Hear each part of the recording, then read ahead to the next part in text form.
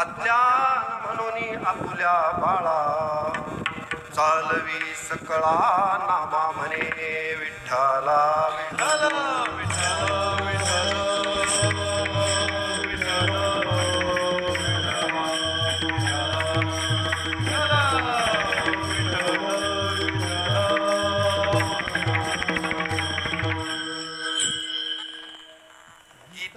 गीता गीता त्रिवार बोलता पाप जाय तत्वता मोक्ष जोडे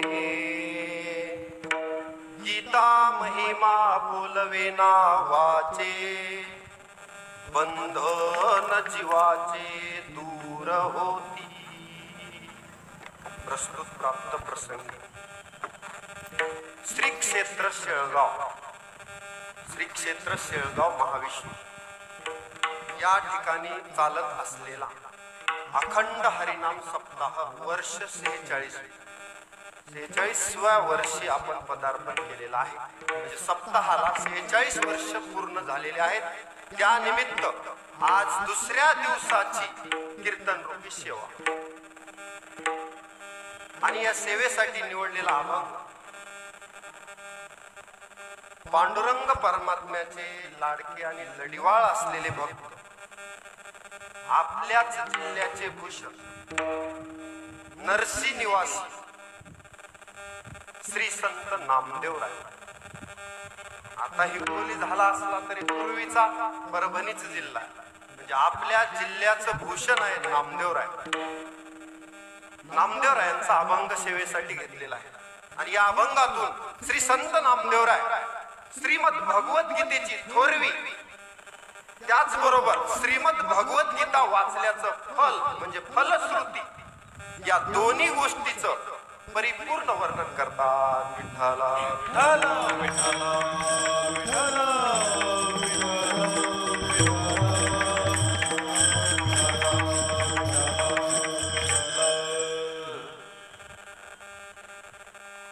एखादं कार्य अव्याहतपणे करणं एवढं सोपं नसतं. 46 वर्ष अखंड खंडेना जीवन आणि राम कृष्ण नारायण कुठलंही काम अव्याहतपणे अविरतपणे त्याला आपण म्हणतो कंटिन्युअसली करणं सोपं नाही.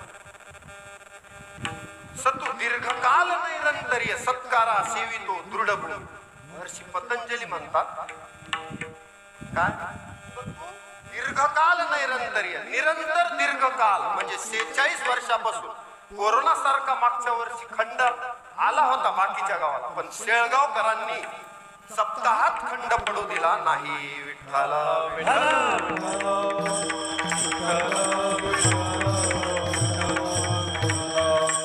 म्हणजे अव्याहतपणे ज्ञानगंगा तुम्ही वाहती ठेवू कुणी या आणि या ज्ञानगंगेमध्ये नाहून मुक्त होऊन जा.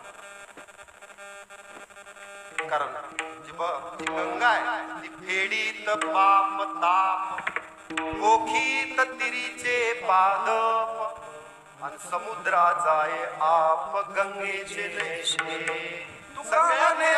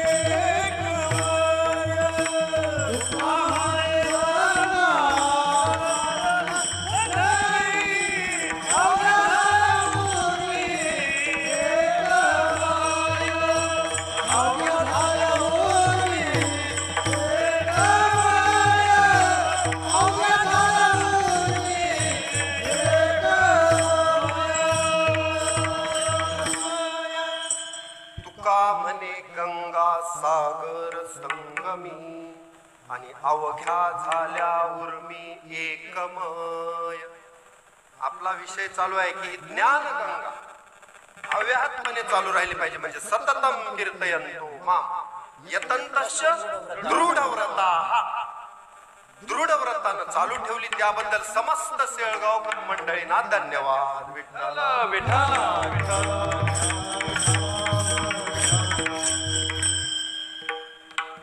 आणि या सप्ताहातील ही दुसऱ्या दिवसाची सेवा आज विशेष पर्व काळ आहे. जसं आषाढी एकादशी विसरू नका मज सांगत असे अशा आपण 24 एकादशी करतो.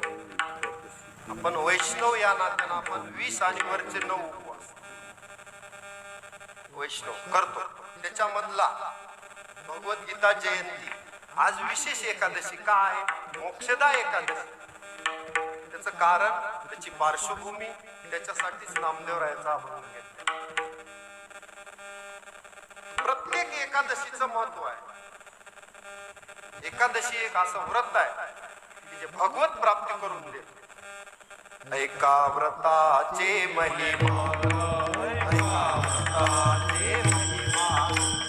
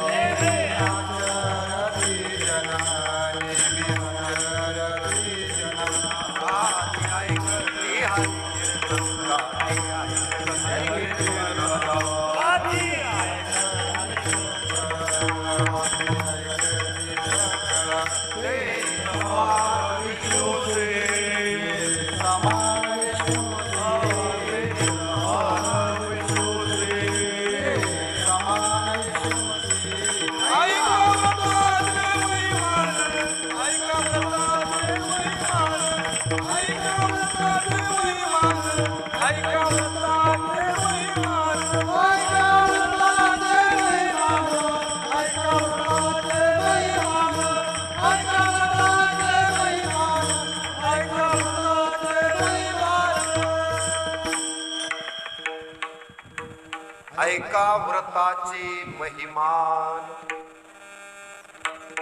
व्रताचं महिमान काय? एकादशी नेमे आचरती जन गाती ऐकती हरिकीर्तन आणि ते समान विष्णूशी, म्हणजे विष्णू पदम वापनवते असं म्हणतो ना. विष्णू पद प्राप्त करून देणारी एकादशी.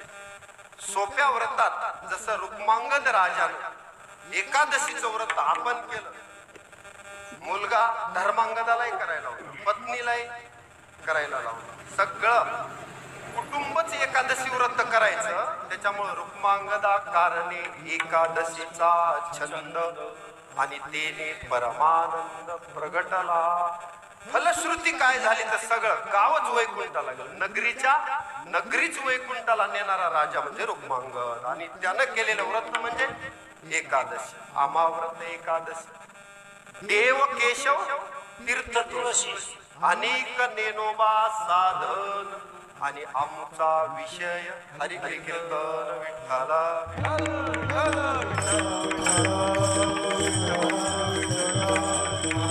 आपल्याला पुढल्या विषयाकडे जायचं म्हणून थोडक्यात एकादशीचं सांगतो. म्हणजे आजच्या एकादशीची पार्श्वभूमी लक्षात घे.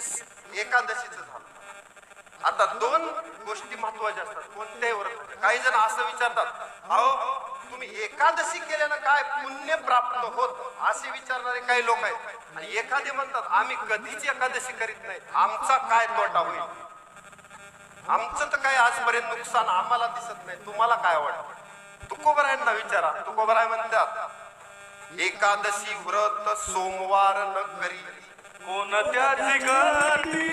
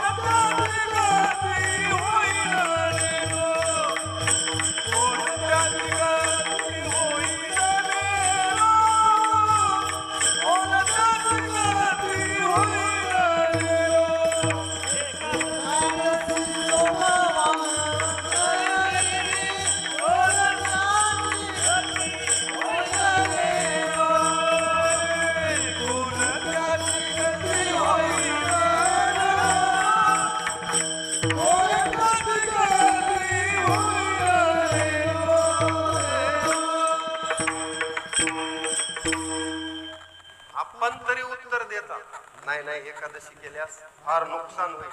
हरी हरी हरी न म्हणती तया थोर झाली हानी. बाबा तुझ्या मनुष्य जन्माची हानी होईल, आणखी काय होईल असं आपण सांगतो. तुकोबराने हात जोडले. असला प्रश्न जर विचारला तर त्याचं उत्तर माझ्याकडे नाही. एकादशी व्रत सोमवार न करीती कोण त्यांची गती होईल नेनो. मला विचारू नका, सांगता येत कोणत्या थराला टेकल. आपण म्हणतो ना कधी कधी व्यवहारात, त्याचं कोणत्या थराला टेकल काही सांगता येत. तसा प्रकार काय करू बघू वाटे तळमळ आंधळी सकळ बहिर्मुख विठ्ठला.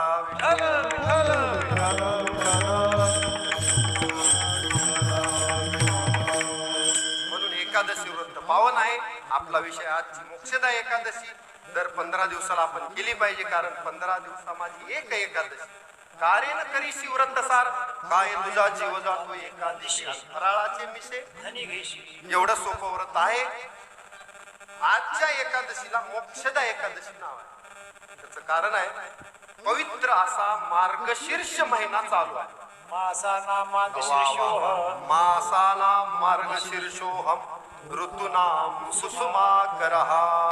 भगवान गीतेत सांगतो हा जो महिना आहे माझी विभूती. सगळेच महिने पवित्र. अहो ज्या दिवशी मुखाला नाम आला तो दिवस तो महिना ते वर्ष पवित्र. परंतु त्यामध्ये काही पर्व काळ सांगितलेले आहे. त्याच्यामध्ये एकादशीचा आहे. तर एकादशी आणि त्याच्यामध्ये मार्गशीर्ष महिन्यातली शुद्ध एकादशी म्हणजे भगवद्गीता जयंती. हा काय म्हणले मार्गशीर्ष शुद्ध एकादशी म्हणजे दुग्ध शर्करा योग. मोक्षदा एकादशी भगवद्गीता दुग्ध शर्करा योग आणि मासाना मार्गशीर्ष. 5-5.5 हजार वर्षापूर्वी जेव्हा कुरुक्षेत्राच्या युद्धामध्ये एकीकडून कौरव आहेत आणि एकीकडून पांडव आहेत. 11 अक्षोहिणी सैन्य आहे कौरवाकडं आणि 7 अक्षोहिणी सैन्य आहे पांडवाकडं. पण द्वारकेचा राणा अहो देव अर्जुनाकडून आहेत म्हणजे पांडवाकडून. धर्मराजाकडून पांडवाकडून, कारण धर्माच्या बाजूने आहे. धर्माच्या बाजूने देव आहेत. सैन्य जरी कमी असलं तरी सरळच माणसं म्हणतात तिकडून देव आहे तिकडच विजय होतो. बस काय अहो गीतेत संजयानं स्पष्टच सांगितले यत्र योगेश्वर कृष्णो यत्र पार्थो धनुर्धरा आणि तत्र श्रीर विजयो भूतीर ध्रुवा नितीर. म्हणजे जिकडून देव आणि धनुर्धारी अर्जुन त्यांचाच विजय निश्चित आहे. आणि हे कायम लक्षात ठेवा म्हणून शेवटी सांगितले भगवद्गीतेच्या कुणी संजय महाराजांनी. म्हणून जिकडून देव तिकडून विजय हे निश्चित आहे. कारण ऐका यशस्वी अवतार्य हे देवाचे गुण आहेत. विजय यशस्वी हे 6 गुणवर्य. मग तिकडे काय कमी असेल. परंतु तरी सुद्धा देव म्हणतात दुर्योधनाला असं वाटते की आपल्याकडे 11 अक्षोहिणी सैन्य आपण कशातच कमी नाही. देवाला सुद्धा हरवू. कारण ईश्वरोहम भोगी सिद्धोहम बलवान सुखी असं त्याला वाटत होतं. आसुरी संपत्तीचे गुण म्हणायचं. किंवा कधी कधी तसंही म्हणता येत नाही. दुर्योधनाला धर्मही कळत होता आणि अधर्मही, पण धर्माची प्रवृत्तीच होत नव्हती. तो म्हणत होता ना जानामी धर्म नच मे प्रवृत्ती आणि जानामी अधर्म पण नच मे निवृत्ती. मला सगळंच कळते परंतु माझ्याकडून धर्माचं आचरण होत नाही. म्हणून मी म्हणलं की दुर्योधनाला अधर्मी तरी कसं म्हणावं. त्याला दोन्ही माहित होत.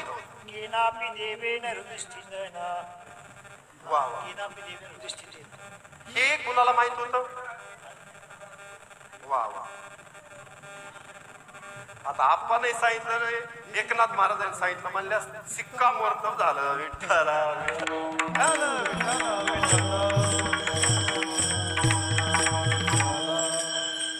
ही सगळी कृपा शास्त्री महाराजांची. 12 वर्ष म्हणजे एक तप इथं चातुर्मास करणं, भगवद्गीता, विष्णू सहस्त्रनाम पाठ घेणं या सगळ्यामधून श्रोत्यांचा अभ्यास झालेला आहे. आणि तो अभ्यास तुम्हाला पुढे मोक्ष प्राप्ती आणि भगवत प्राप्ती करून देणार आहे. हा जो सप्ताह आहे तो सुद्धा शास्त्री महाराजांनी सुरुवात केली आणि ती ज्ञानगंगा आपण अव्याहतपणे चालू ठेवली, त्याबद्दल सर्वांना धन्यवाद.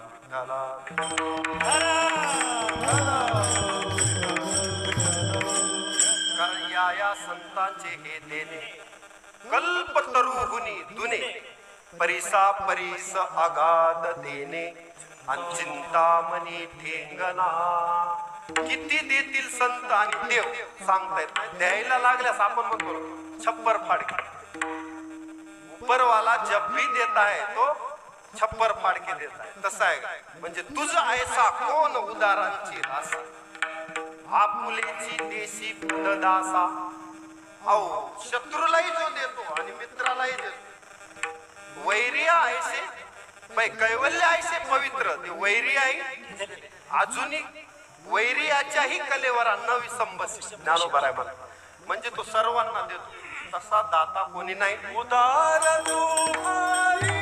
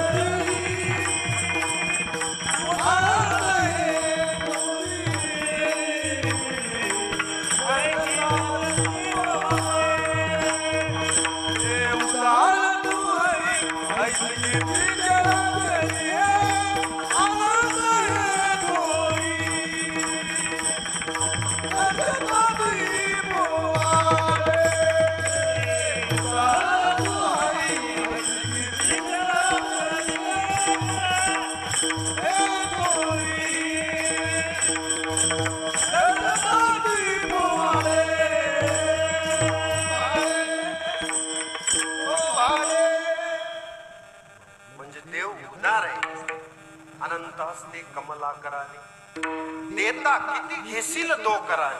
देव जर द्यायला लागला तर दोन हाताने किती घेणार आहे. याच्या उलट अनंत हस्ते कमला कराने. कारण देव कसा आहे त्याला हात आपल्यासारखे दोन नाहीत. अनेक बाहू दर वक्त्र नेत्र. आपल्यासारखा नाही देव. विश्वरूप दर्शन 11व्या अध्यायात अर्जुनाला पाहायला मिळालं. खरा अर्जुन भाग्यवान आहे. श्रोता असा होता भाग्यवान अर्जुन असा. एवढं भाग्य महाभारतात कुणालाच प्राप्त झालं. अहो विचार करा अर्जुना एवढं भाग्य आहे का कुणाला. श्रीकृष्ण वक्ताची ग्रंथी प्रत्यक्ष देवाच्या तोंडून त्याला तत्वज्ञान ऐकायला मिळालं.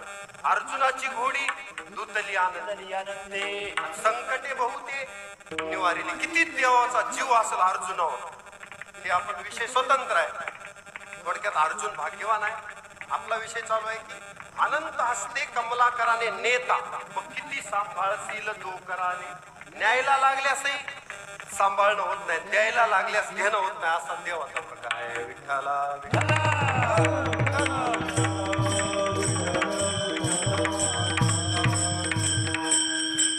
मोक्षदा एकादशीचा आपली पार्श्वभूमी चालू आहे. अर्जुन म्हणजे पांडव आणि कौरवांचं युद्ध.